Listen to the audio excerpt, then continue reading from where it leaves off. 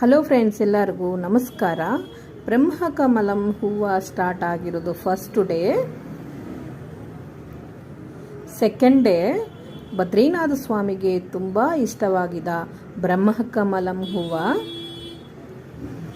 ಇದು third day Himalaya ಪರ್ವತಗಳಲ್ಲಿ ಬರೋ ಅಂಥ ಹೂವು ಈಗ ಎಲ್ಲರ ಮನೆ ಹತ್ರನೂ ಇದೆ. ಇದು ಫೋರ್ತ್ ಡೇ, ನಮ್ಮ ಮನೆಯಲ್ಲೂ ಹಾಗೆ ಇಟ್ಕೊಂಡಿದ್ದೀವಿ.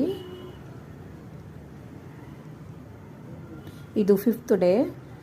2025 ಇದು ಥರ್ಡ್ ಟೈಮ್ ನಮ್ಮ ಮನೆಯಲ್ಲಿ ಹೂವು ಬರ್ತಾ ಇರೋದು. ಇದು ಸಿಕ್ಸ್ತ್ ಡೇ. ಜನವರಿಯಲ್ಲಿ 1 ಹೂವು ಬಂದಿತ್ತು, ಜುಲೈಯಲ್ಲಿ 4 ಹೂವು ಬಂದಿತ್ತು. ಇದು ಸೆವೆಂತ್ ಡೇ. ಈಗ 1 ಹೂವು ಬಂದಿದೆ. ನಾನು ತುಂಬ ಖುಷಿಯಾಗಿದ್ದೀನಿ ಹೂವು ಬಂದಿದ್ದಕ್ಕೆ. ಇದು 8th ಡೇ.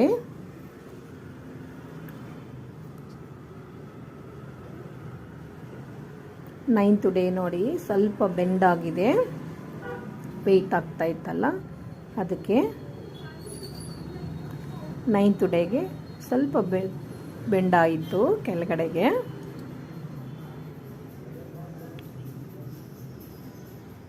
11th ಡೇಗೆ ಇನ್ನು ಸ್ವಲ್ಪ ಲೆಂತು ಆಯಿತು.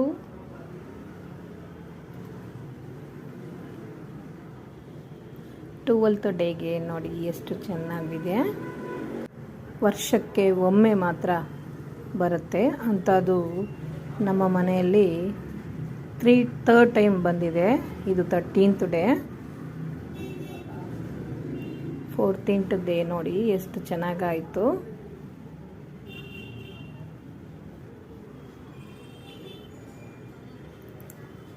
15th day.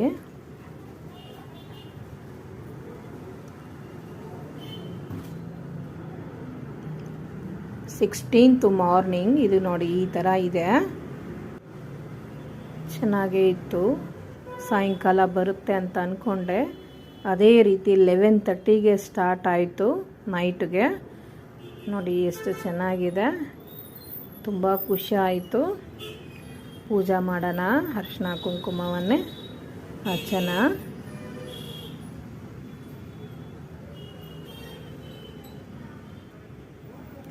ಹೂವನ್ನು ಸಹ ಹಚ್ಚೋಣ.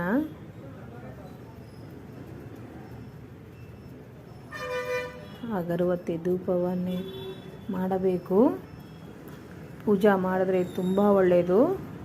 ಆರತಿಯನ್ನು ಕೊಡ್ತಾ ಇದ್ದೀನಿ, ಎಲ್ಲರೂ ಆರತಿ ತಗೊಳ್ಳಿ. ನಮಸ್ಕಾರ.